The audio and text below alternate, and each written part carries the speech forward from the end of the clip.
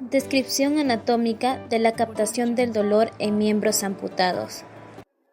La clasificación del dolor según el origen tenemos al dolor nociceptivo. Es la forma más común del dolor crónico causado por la activación de los receptores del dolor o nociceptores en respuesta a estímulos que pueden ser una lesión, una infección, una inflamación o una enfermedad. Asimismo, este tipo de dolor se subdivide en un dolor somático y un dolor visceral. El dolor neuropático es originado como consecuencia directa del estímulo en el sistema nervioso central causado por una lesión o una enfermedad. Por otro lado, el dolor psicógeno se encuentra relacionado con la intensificación desproporcionada del dolor orgánico causado por factores psicológicos como la depresión. Por último, la clasificación según su tiempo de reconocimiento tenemos el dolor rápido, que se experimenta a los 0.1 segundos o más después de que se da la estimulación, es punzante, agudo y bien localizado. Asimismo, se va a encontrar delimitado a la piel y es producido por estímulos de tipo térmico o mecánico. Por otro lado, también tenemos al dolor lento, que se experimenta al primer segundo o más después de que se da la estimulación, es de tipo urente y se caracteriza por ser pulsátil y difuso. Asimismo, puede ser causado por estímulos mecánicos, químicos o térmicos. Teorías del dolor. Se han desarrollado diferentes teorías que buscan descifrar los mecanismos implicados en el proceso doloroso, como la teoría de la especificidad propuesta por René Descartes, la que sostiene que va a existir un receptor específico para una fibra específica. La teoría de la intensidad. Esta teoría fue propuesta por Naumann y Alfred Goldscheider, en la que sostienen que los estímulos sensitivos van a converger y se van a sumar a nivel de la materia gris de la médula espinal para así producir el dolor. Teoría de la compuerta, propuesta por Patrick Wall y Ronald Melzack. Esta teoría sostiene que en el asta dorsal medular, específicamente en la sustancia gelatinosa de Rolando, se dirige un estímulo que se va a encargar de activar a las fibras A delta y a las fibras C, encargadas de conducir los estímulos dolorosos, táctiles y térmicos. Asimismo, también menciona que pueden ser interceptadas por las fibras A beta, encargadas de la transmisión de estímulos propioceptivos, como son la presión, la vibración y el tacto profundo. De manera que el sistema va a actuar como una compuerta, ya que solamente va a dejar pasar a un estímulo a la vez. La teoría de la neuromatriz propuesta por Ronald Melzack. En esta teoría se resalta la función que cumple el cerebro como un centro de filtración, de selección y modulación de los impulsos nerviosos, sin dejar de lado la función que cumplen las asas posteriores de la médula espinal, las cuales se van a encargar de la modulación, de la excitación e inhibición de los impulsos. Asimismo, también se resalta la participación del sistema límbico, la amígdala, el tálamo, la ínsula, entre otras estructuras que en conjunto van a ser capaces de discriminar no solamente componentes sensoriales discriminativos, sino también el afectivo emocional y el evaluativo cognitivo. La transmisión del dolor es un proceso complejo para lo cual es necesario la estimulación de las terminaciones nerviosas libres, donde se traducen los estímulos en impulsos nerviosos para así dirigirse hacia las áreas sensoriales de la corteza cerebral por medio de 4 grupos de neuronas que constituyen la muy estudiada vía termoalgésica. Esta vía forma parte de las vías ascendentes, las cuales se van a encargar de transmitir las sensaciones difusas como es el dolor y la temperatura de todo el cuerpo. Además, este proceso se realiza mediante 2 niveles diferenciados. El primero, que se da a nivel troncular, el cual se encarga de la inervación de la región craniofacial, mientras que el segundo nivel, que es el medular, se encarga de inervar el cuello, tronco y las extremidades. Por ende, en esta ocasión abarcaremos el segundo nivel de la vía termoalgésica. Receptores del dolor. En el contexto de un proceso doloroso, los receptores sensoriales según el estímulo que detecta son de tipo nociceptores, los cuales se caracterizan por ser sensibles a estímulos químicos, mecánicos y térmicos. Asimismo, estos receptores según su estructura son las terminaciones nerviosas libres, conformadas por las terminaciones de las ramas periféricas de las neuronas ganglionares o las primeras neuronas, las cuales se van a situar en la piel, en los tejidos conectivos, incluida la dermis, las fascias, ligamentos, cápsulas articulares, entre otros. Del mismo modo, estas terminaciones nerviosas libres poseen 2 tipos de fibras delgadas. La primera, que son fibras de tipo A delta, las cuales se van a encargar de la transmisión del impulso con una velocidad de 4 a 15 metros por segundo y se van a dirigir hacia las neuronas de las láminas 1 y 5 de Rexet, mientras que las fibras de tipo C se van a encargar de transmitir el impulso con una velocidad de 0.5 a 2.3 metros por segundo y se van a dirigir hacia las láminas 6 y 8 de Rexet. Vía sensitiva medular del dolor. Esta vía se va a encargar de la transmisión de las sensaciones a nivel del cuello, del tronco y de las extremidades. Esta vía se inicia a nivel de las terminaciones nerviosas libres, que en sí corresponden a la finalización de las fibras periféricas o sensoriales de los nervios raquídeos, los cuales pueden llegar a ser excitados por estímulos mecánicos, térmicos o químicos, para así poder generar un impulso nervioso, el cual es transmitida por las fibras A delta y las fibras C, hasta llegar al primer punto de relevo, que es el soma de las primeras neuronas. Luego sigue el trayecto por sus fibras hasta llegar a la sustancia gris de la médula espinal, haciendo sinapsis con las segundas neuronas, las cuales se van a encontrar localizadas en el núcleo gelatinoso de Rolando. Además, tenemos que tener en cuenta que las fibras A delta poseen una terminación en las láminas 1 y 5 de Rexet, mientras que las fibras C terminan en las láminas 6 y 8 de Rexet. Del mismo modo, la mayoría de los axones de las segundas neuronas se cruzan en la comisura gris ocupando el cordón anterolateral de la hemimédula del lado opuesto. Las fibras ascienden por los cordones formando parte del tracto espinotalámico lateral que se encuentran ubicados por delante del ligamento dentado. Asimismo, este tracto asciende lateralmente al tegmento y por detrás del núcleo olivar inferior. A nivel del puente y del mesencéfalo, sus fibras pasan a formar parte del lemnisco espinal, fundamentalmente las fibras de tipo A delta, las cuales van a transmitir el dolor rápido, mientras que las fibras C se dirigen a los núcleos interlaminares del tálamo para transportar el dolor lento.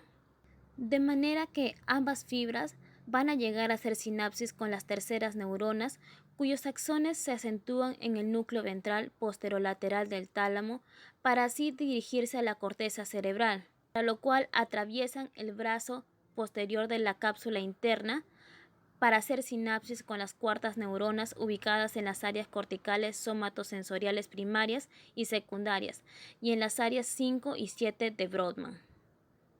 Para hablar del dolor de miembro fantasma, hablaremos de la amputación, que es un procedimiento quirúrgico traumático, tras el cual se perciben sensaciones dolorosas propias de la cicatrización, pero ajena a esta también se percibe sensaciones a la que conoceremos como miembro fantasma, que se diferencia en tres tipos de sensaciones: el dolor de muñón ubicado en el muñón, la sensación fantasma, sensaciones no dolorosas ubicadas en la extremidad ausente, y el dolor de miembro fantasma. De modo que el dolor de miembro fantasma es considerado como un dolor neuropático, cuya incidencia oscila entre el 40 y 80% de las personas amputadas, quienes la describen como un dolor de tipo punzante, quemante, opresivo, vibrante e incluso a modo de calambres, los cuales se van a ubicar principalmente en los segmentos distales de las extremidades ausentes, la cual se relaciona con la representación que van a tener estas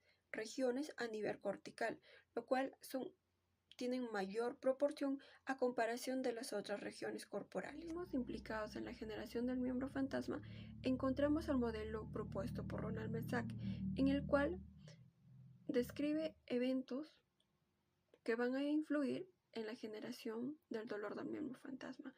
Con respecto a esto, vamos a tener que previo a la amputación, la experiencia dolorosa va a generar una sensibilización.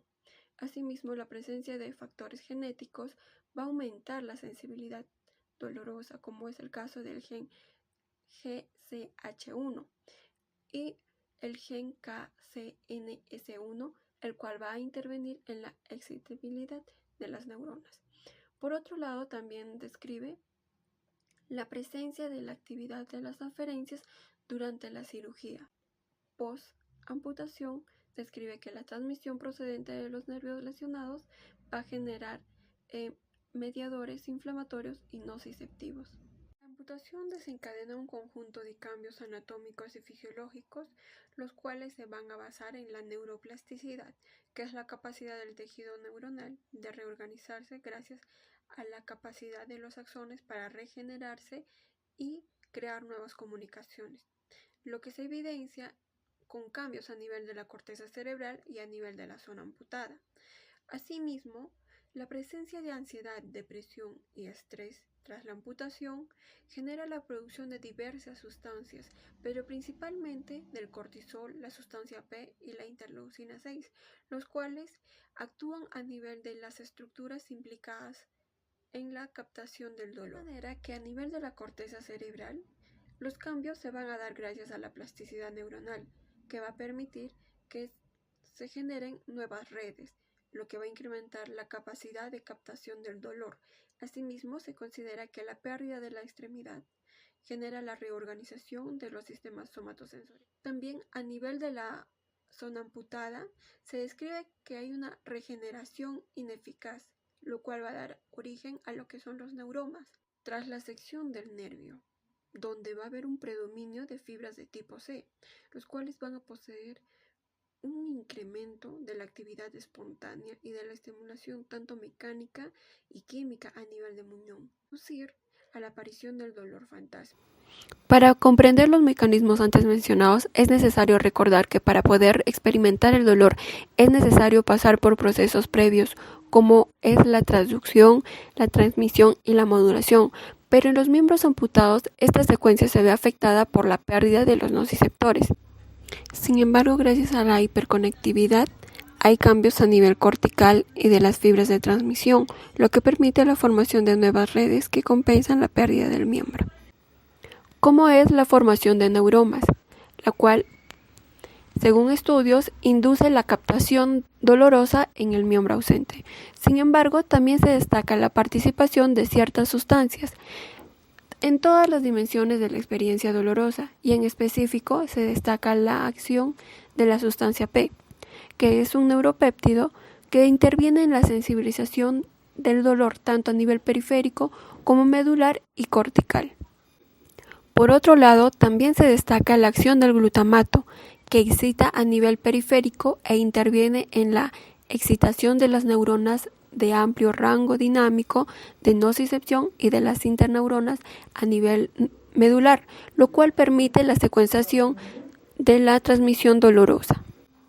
Sin dejar de lado la dimensión afectivo-emocional del dolor, el desarrollo de la ansiedad, estrés y depresión tras la amputación genera la secreción de cortisol, cuyos altos niveles produce la destrucción neuronal, lo cual estimula la secreción del factor de crecimiento neuronal, permitiendo así la generación de nuevas redes nerviosas, así como la conversión de fibras no dolorosas a dolorosas. Asimismo, se da la secreción de sustancias inflamatorias, como la histamina, la interleucina 6 y protones, los que intervienen y estimulan la secreción de la sustancia P, lo cual podría explicar la generación del dolor en el miembro fantasma. Estructuras implicadas en el dolor del miembro fantasma.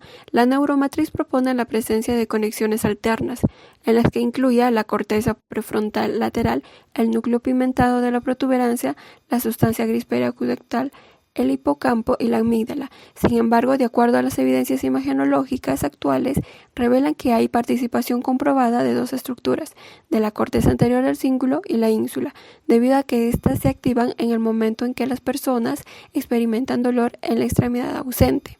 Asimismo, estos estudios revelan la existencia de una hiperconectividad de tipo ipsilateral y contralateral entre la ínsula y el área somatosensorial primaria, como también una mayor conectividad entre la corteza anterior del cíngulo y el área somatosensorial secundaria. Captación del dolor en miembro fantasma. Si bien aún no está completamente definida, podemos destacar el papel que juegan las interconexiones surgidas tras la amputación entre la corteza cerebral y la corteza anterior del cíngulo y de la ínsula, de manera que esta hiperconectividad va a permitir que surja nuevas vías que van a compensar la captación de las sensaciones dolorosas a nivel de la extremidad amputada, por lo que se debe de tener en cuenta el estudio estructural de la corteza anterior del cíngulo y de la ínsula para mejorar la comprensión de la experiencia dolorosa.